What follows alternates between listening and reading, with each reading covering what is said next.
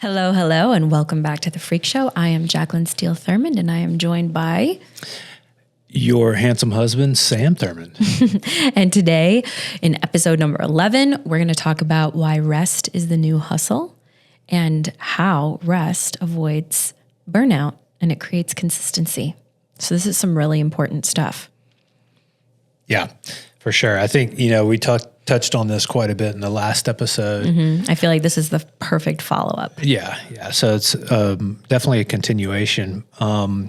But burnout is so inefficient, right? It is so inefficient. And it's when everything just feels like an absolute grind. To make any progress just feels like you're moving a mountain. Yeah. Everything's working You feel like the guy you. with the world on his back. Right. When really what's going on is you're just tapped.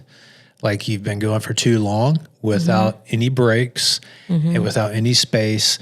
And you're moving through mud, basically. Yeah. So I see this episode as a little bit of a therapy / confession session for myself, because I have lived, what I've realized over the last 4 months is that I've lived much of my adult life in a cycle of burnout.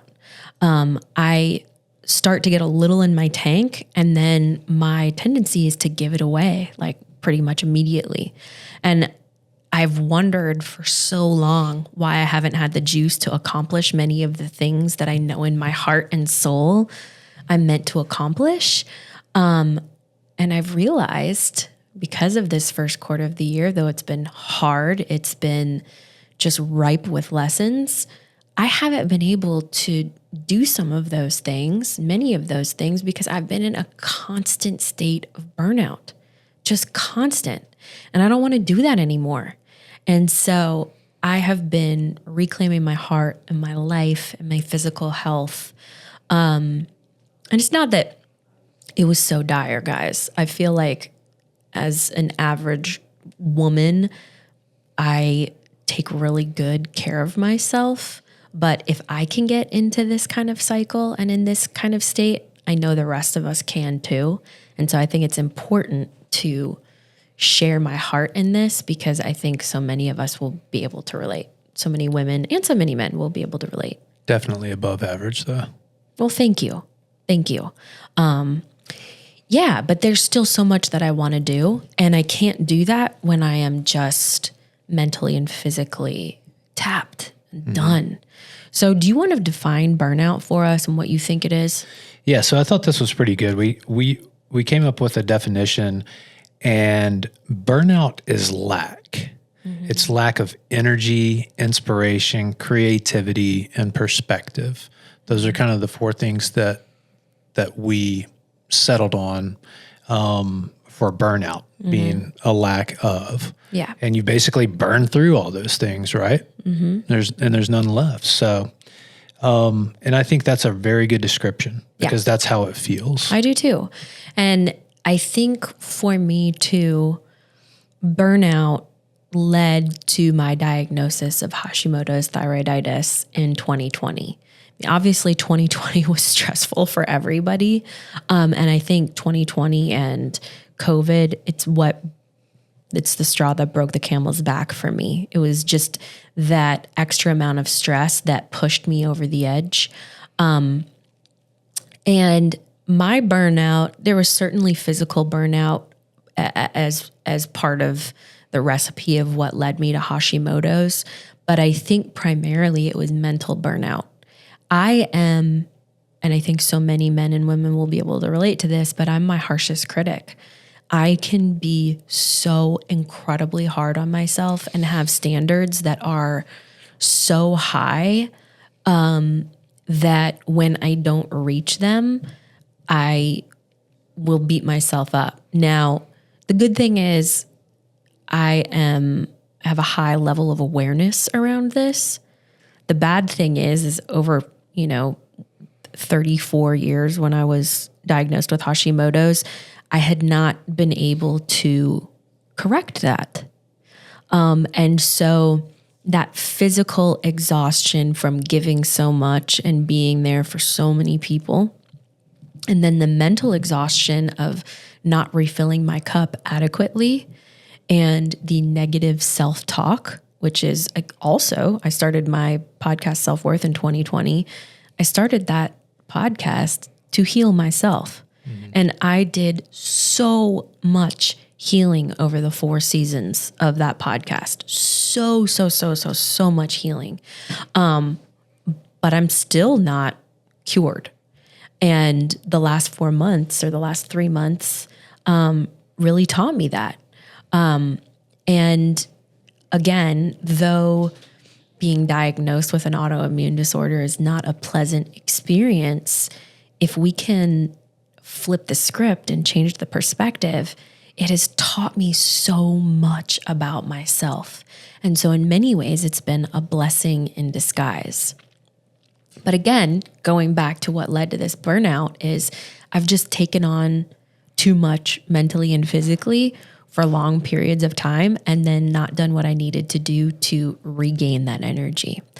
And what finally made me rest, I've had periods where burnout has led me to being sick, and there's no way for me to do anything else but rest. But most recently, I think I got it in a way that I've never gotten it before. Would you say that that's true, Sam? Mm-hmm. I think both of us did. Yeah, I think both of us did. And we talked about that in episode 9. We talked about it a little bit in episode 10.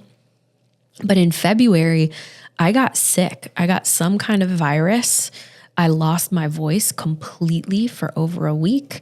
It was after my son had been really, really sick, and that was really scary. My stepdad almost died. It was just, there was so much stress, and my body just couldn't keep up. And I got sick with what I thought was a cold, and then I thought I was getting better, and then I was laid out flat again. And then I thought I was getting better, and then I was laid out flat again. And it cycled for about a month where my body was just so exhausted, I couldn't do anything more. And because I am a type A personality and I'm driven, it was so frustrating in the beginning because I was like, it's the beginning of February. We are still pretty much at the beginning of the year. I have so much that I want to do. I've got a lot on my to-do list. We have all these projects going on, and I am just like incapacitated. But what I realized was I hadn't been taking proper care of myself. I had been in a state of high stress for far too long. And when you don't take the time that you need to reset and relax and restore not only your physical self, but your emotional health and your mental health, and take some time to nurture your soul, you burn out, and you burn out hard. Mm-hmm. Hard. I feel like my plane just crashed. Yeah. And again, though it was a frustrating lesson, by the end of the month, I just realized I have got to recalibrate how I approach my days. And I have to, instead of earning my rest, start from a place of rest. Because I can't keep perpetuating this cycle of burnout. So what do you have to add to that, Sam? Well, it's not really a clean transition here, but I agree with you. I think you gained a better perspective after going through the strain of the beginning of the year and the sickness and everything. And I think I came out with a much clearer understanding at the same time with you. Yeah. Of how that works for you. And we discussed that in the previous podcast as far as, getting a little fuel in the tank and then giving it away, going ahead and burning through that before. That's my default. Yeah, that is my default. So I have to retrain. Yeah. So, on the flip side of that, as we were talking about burnout and kind of reaching the end of that cycle, when you hopefully you don't get sick, or hopefully you don't, there isn't something that's serious that happens from it, which, it can lead to those things. But there have been a few times where when I've reached my limit, it's been very much a blessing in disguise, because the analogy I have on here is it's a forced reset. And it's like what happens when your computer runs out of battery. It just shuts down. It closes all the applications. Hopefully it didn't, you saved your work, but it shuts everything down and it's done. Like it quits working until it gets sufficiently charged. And we're the same. And I think in those moments when I referenced when I was laid out on the floor, that gave me time. You referenced that in the last episode. Oh, was that? He was laid out on the floor. He hurt his back and his leg, and for 4 days he could not stand up and get off the floor. Yeah, it was the weirdest thing. I don't even remember doing anything to my back, but my entire back seized up all the way down my leg, and I was just I couldn't get off the floor for 4 days. And the message that I received in that period was that it was intentional. Your body's going to stop you if you don't stop and slow down from time to time. But I think the back end of that, when you have that episode and you get the time and the space, whether you choose to make that time and space or your body actually forces you into that space, that's when you're able to kind of realize that, you need to change the way you're doing things and your approach and come at it from a different angle. But it always seems to provide a new perspective. Whenever I get There's sick, always a silver lining to everything. Yeah. Whenever I get sick, I can't stand being sick. I hate being sick. He's such a baby when he's sick. Yeah, I am. Such a baby. It's awful. It's so awful having a tummy ache or sniffles. And having a wife that takes such awesome care of you. But, it's one of those things you want to not be sick so bad that it shifts your perspective and it gives you an appreciation for being healthy and feeling good. So I think that's the silver lining on going through all of those periods. But then, what you have to do from there is make sure that you build in those boundaries, build in those routines and everything that keep you from getting to that place. But it's always you're going to be humbled one way or another. Yeah. You're either going to choose to be humble yourself and prevent yourself from getting to that point, or that's preferable. Yeah. That's or you're going to get to that point. Yep, or you're going to drive off the cliff. So. Yeah. And I think, I don't want to drive off the cliff anymore. I've driven off the cliff way, way, way too many times, and it's my bad now if I drive off the cliff again.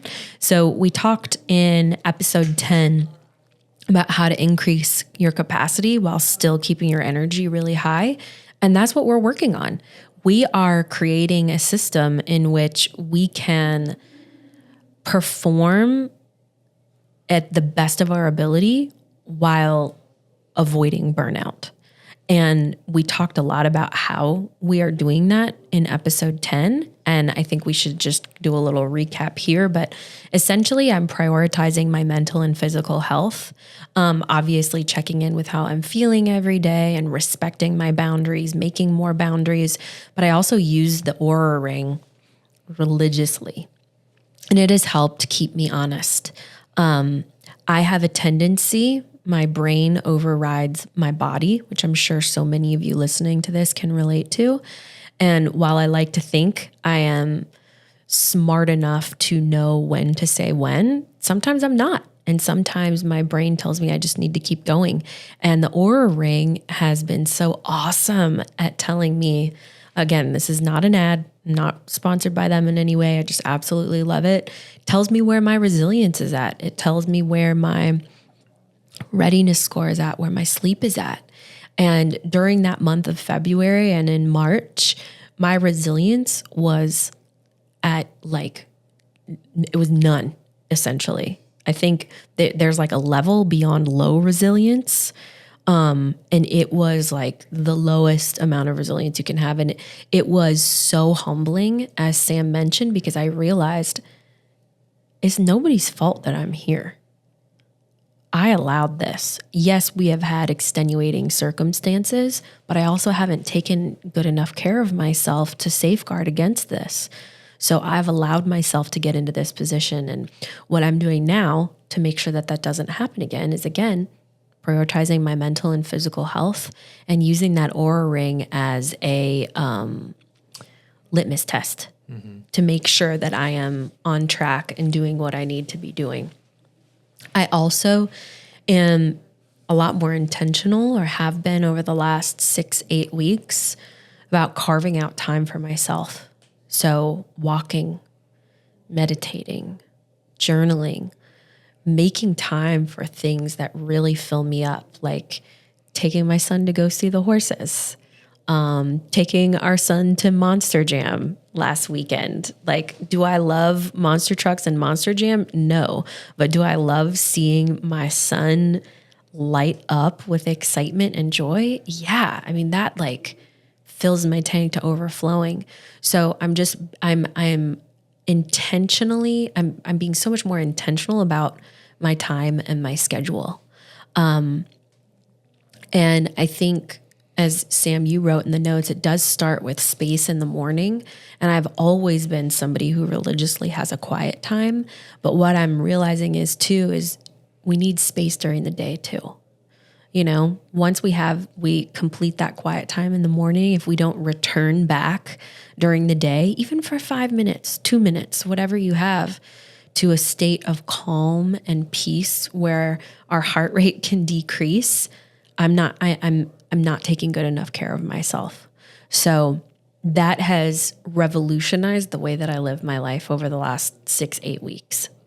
Yeah, every day is a domino, I think, in the 24-hour sense, and also in the weeks piling up on themselves. So the first thing in the morning is that space. I think people can get overwhelmed with, I need to meditate for 30 minutes. I got to do the cold plunge. I got to do the sauna. I got to do yada, yada, yada, yada, and it's like a 2-hour process before you ever actually get the day started. And, if you have that's not sustainable necessarily. No. But I honestly think it becomes like more of a stressor than, a stress reliever to have to feel like you have to do all of these things to get in the right mindset.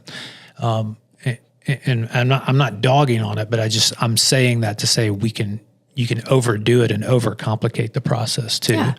And I love simplicity, and I feel like for me, as long as it doesn't have to be a set period of time. Some mornings it's like 5 minutes. Mm-hmm. Some mornings it's 30 minutes, 45 minutes.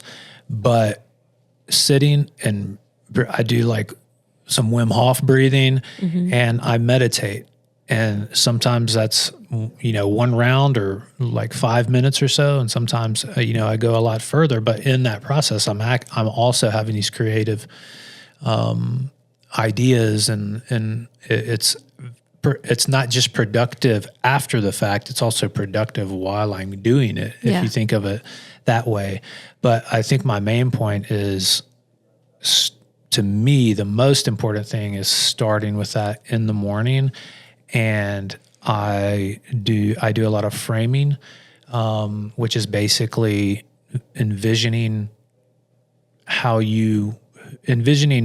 who you want to be, how you want to feel, how you want that day to go, how you want certain circumstances to play out, with certain things, and taking those main objectives that I have and putting myself in that state, for, even just a couple of breaths, and feeling what it feels to be that, to accomplish that, to already have that.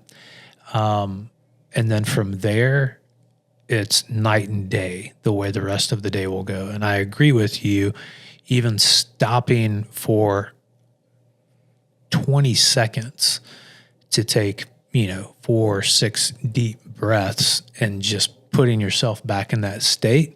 To me, that's the real consistency of maintaining a good mindset, a positive mindset, is just 10 seconds here, 10 seconds there throughout the day, taking a couple breaths to be grateful, to feel and envision the things that you're pursuing, and really just come back to a place of presence and gratitude just for that brief moment. It does totally change your outlook and change the course of my day. Yeah. I would say the flex for us this year is a healthy mind and a healthy nervous system. Yeah. That is our flex. Yeah. So I would say this is pretty much our last point for this, but consistency trumps everything. So you don't need 2 hours every day. You don't need 3 hours every day. You can have 5 minutes or 15 minutes or 20 minutes, but taking time for yourself to get your head on straight, it'll change everything. Yeah. Yeah. It's the domino effect. I mean, it's what's the book that talks about consistency? Is it like the incremental? I can't think of what it is. Give me a couple more clues, context clues, and I'll be able to tell you. I can almost see the cover. Atomic Habits? Maybe it's Atomic Habits. I thought it was. About creating consistency maybe every it is day? Atomic Habits. Or is it... it was like the incremental effect or something. What is it? Greg McGowan? I never remember authors' names. Well, Greg McGowan wrote The One Thing. No, it's not The One Thing. No, he wrote Essentialism. No, it's not that. All right, well, we're wasting time, so we got to The keep compounding effect. Maybe that. No, I haven't read that Maybe book. I'm just making stuff up. Okay. Anyway. Well, I think it's valuable now to show how a lack of consistency has shown itself in our lives. And a lack of consistency has created a lack of routine, which when we are out of routine as a couple, things just fall apart. The wheels fall off the wagon. We get distracted. We don't feel healthy. Our mental health is not in a good state. We fight more. We're more exhausted. You and I, because we are creative people, because we are entrepreneurs and builders, we need structure in our day to create space for creativity. Otherwise, we will fill it with a million different things that don't matter. Yeah. So lack of consistency is just horrible for us. And when that happens, our goals get pushed. We have, like we said, a lack of focus. We get shiny object syndrome. We don't finish things. We have to reset and start over. So we're not efficient. It's just a train wreck. Yeah. But when we are consistent through rest, through meditation, through getting our heads on straight in the morning, through taking time in small increments in the day to reset, we're able to keep a consistent routine for long periods of time. We're able to get in the gym 3 to 4 times a week and be super consistent with that. We're able to find beauty in the mundane of literally chopping vegetables or playing cars with our son or Legos with our son, taking walks, lighting a candle. You know, when you create space in your mind, it creates space in your life.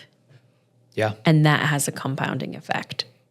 The compound effect. That's what it is. It's on there. Yeah. It's the last bullet. I knew it was in there somewhere. So But one thing I want to say, though, just real quickly, is I want to hammer on something that's really important, and I'll just speak for myself. What's really important for me in consistency is simplicity. Sure, it's got to be sustainable. My routine doesn't need to be super complex. I need it to be simple. I need my checklist to tell me, this guy doesn't even use a planner. He just uses a lined notebook and makes a checklist. Right, because the planner's too complicated. Because I'm his planner. No, it's because the planner's too complicated. I don't need to take 30 minutes to fill out all these different things on these planners that just confuse me. It's that keep our lives on track. I need, filling out those planners, like I need to put that on my checklist as another thing I have to do. I'll just he's make got a a list. wife that does it for him. I just make a list. And I do the things that are on the list, and I keep it simple. And that there are things that change every day, but there are always those few things that if I do this, it will turn into this, and it will turn into this, and it will turn into this, and this is the final result I'm looking for. And that's so easy for me. Yeah. And that's so easy for everyone if you just can figure out what are those one or two things, if done every day without fail. It's the 80-20 rule. Will give you the result that you're looking for. Yeah. What's the and 20% it's really as simple of things as that gives you 80% of the results? Yeah. And it's really as simple as that. When there are times when I've looked back and I'm like, oh man, I didn't get what I wanted, or I didn't achieve what I wanted. It's because I wasn't consistent with those few things. Yeah. So it's the reason why you're going to accomplish something, and it's the reason why you're not going to accomplish something. So it just makes it super easy. And I would say, tight feedback loop. Know thyself. I personally love my planner. I love it. When I have my week planned out, I'm so much more effective. So just know yourself and know how you work, and take the time to get to know how you work. And I know thyself isn't going to use a planner, so I just use a notebook. I know. I've bought you many, but they go unused. So, question to end with today is, what can you do today that would bring you the rest that you need? All right, y'all. Thanks for listening, and we will catch you next week.